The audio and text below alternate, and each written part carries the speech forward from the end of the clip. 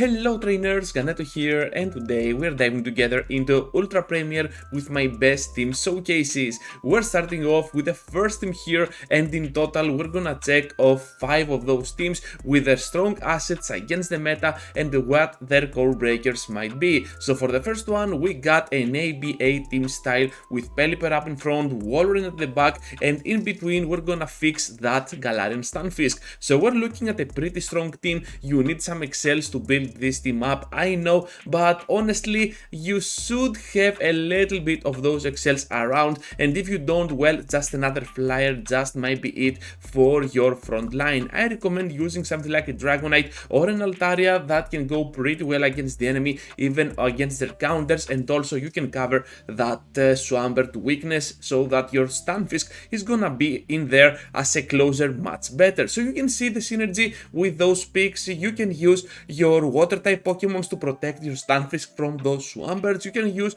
the backline to protect that Pelipper from other certain threats, while Pelipper will protect its own backline from those fighters. So the synergy is there, so it's all up to you in order to find out. Of course, you can go pretty harsh on your enemies with a lot of spammy moves, and to be honest, I think that's the main asset of this line. You're gonna focus a lot on spamming your Weather Balls, your Rock Slides, and Icicle Spears, while you also have some nukes on every single Pokemon over here with the Hurricane, the Earthquake, and the Double Earthquake from that Wolverine and Stunfisk. As a core breaker, I have decided to put in there the Lantern because it can simply wall down the matchup against that Pelipper, but of course against Wolverine, that Earthquake can also deal a lot of return damage back to that Lantern, so I would not be that much worried about Lantern, and to be honest, I don't know if we are gonna see a lot of Lanterns around in the meta. Ultra Premier is gonna be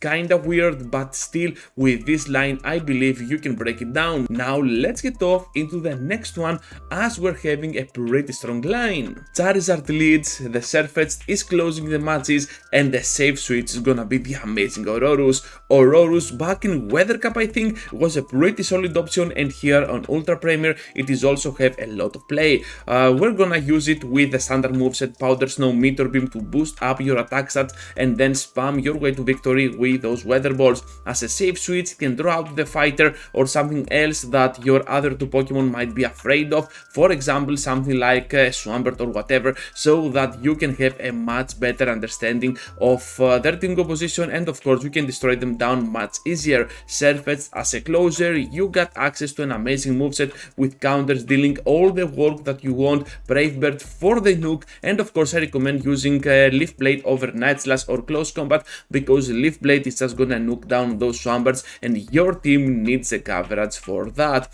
Up on the lead we got the Charizard, and Charizard is gonna be an amazing Pokemon overall this season with that updated wing attack, which can get you there to those charge attacks much faster than the previous ones, and of course the Dragon Claws and the Blast Burns are gonna hurt a lot the enemy. I think that in this meta you might have a little bit of success with Dragon Breath as well, but overall wing attack is still gonna be the superior fast attack for Charizard. As a core breaker, I have decided to put in there that Stunfisk, because the Rock Slide can definitely break down that poor Charizard, and the Earthquake can of course annihilate down that backline of ours. That was my phone ringing, doesn't matter at all, just ignore it, and now let's move forward into the next one. Now we got the Machamp on the lead with the Kingdra as a safe switch and Steelix as a closer.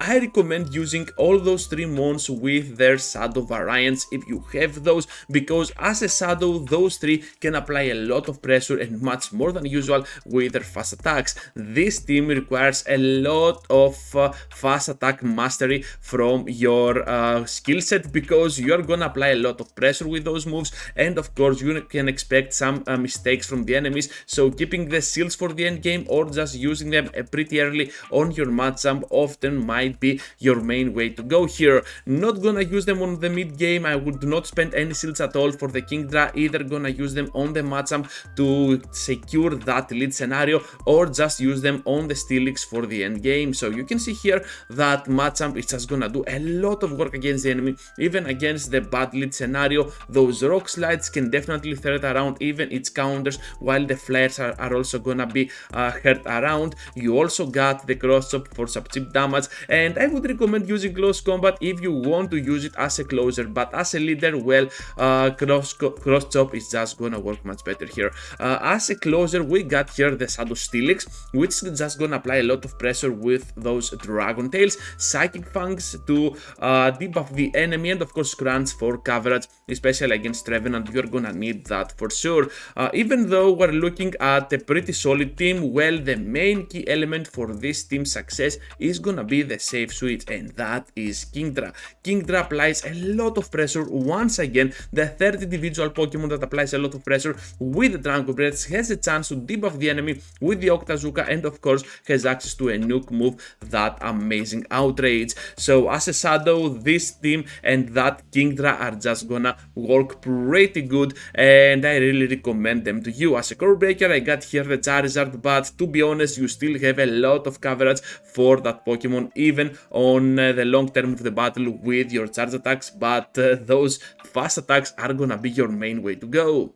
Dragonite joins the party in another ABA team style. We're gonna have the flyer up in front, the flyer at the back, and in there we're gonna fit another fighter, pseudo fighter this time, the escavalier. So fighters are gonna play a vital role in the meta, especially with all those Obstagoons, Crafties, and sometimes the steel types around. So you can see as to why you're gonna use those fighters for sure, those counter users. But to be honest, the main asset of Escavalier is gonna be its steel typing, able to resist a lot of things in the meta, especially the dragon moves. It can still destroy down its enemies. We're gonna have the Mega Horn as its nuke move, while Drill Run is gonna be used mainly for that matchup with any electric type or just nuke down that steel type your opponent has. Up in front, we got the Dragonite, and I really like its superpower. Towards the end of the game, you can still destroy down that steel type or just use it pretty early, surprising the enemy without even charging up even a little bit longer than that.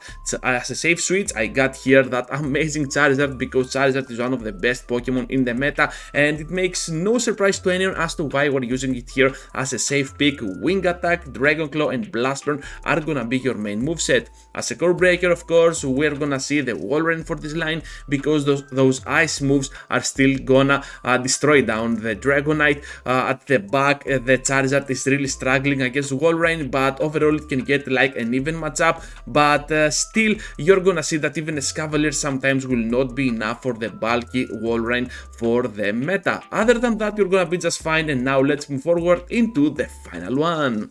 It's the Swampert time, and we're having it as our closer. What a surprise! Having as a safe switch the Tentacruel, and up on the lead another pseudo fighter, this time the Obstagoon. So we're looking at a line that can apply a lot of pressure on the enemy. It is gonna have a mix of charge attacks and fast attacks, and I really like the synergy between those picks. The backline can go pretty well against other fighters, while that Obstagoon might be kinda problematic against that. The core breaker of this line is gonna be a Escavalier, but also we could always add something like a Surface, for example, because any other fighter is just gonna destroy down the dark typing and the normal typing of Obstagoon, while Surface always has access to a move like Leaf Blade for that Swampert. However, Surface is too glassy, while Escavalier with its steel typing might be kinda more problematic, going pretty neutral against even a Shadow Swampert on the offensive part, resisting by a lot those poison moves from the Tentacruel, and of course destroying down with those counters the Obstagoon. So that's why I have it here as a core breaker over the Surface, as Surface is much glassier and it needs shields for sure in order to be useful, while Escavalier, doesn't need that much pressure on the defense side in order to be pretty good.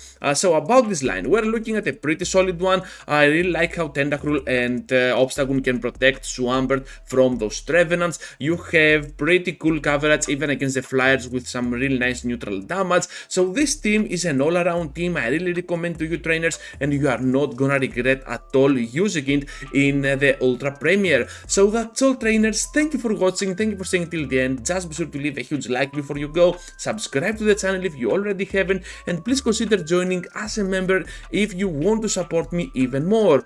Also write down in the comment section which is gonna be your secret secret sauce in order to start off your first battles in the Ultra Premier, because I'm really eager to see your thoughts on the meta, how you're gonna approach your first battles, and of course feel free to submit anytime. So with that said, thank you for watching once again, and I hope to see you all into the next one. Take care, trainers!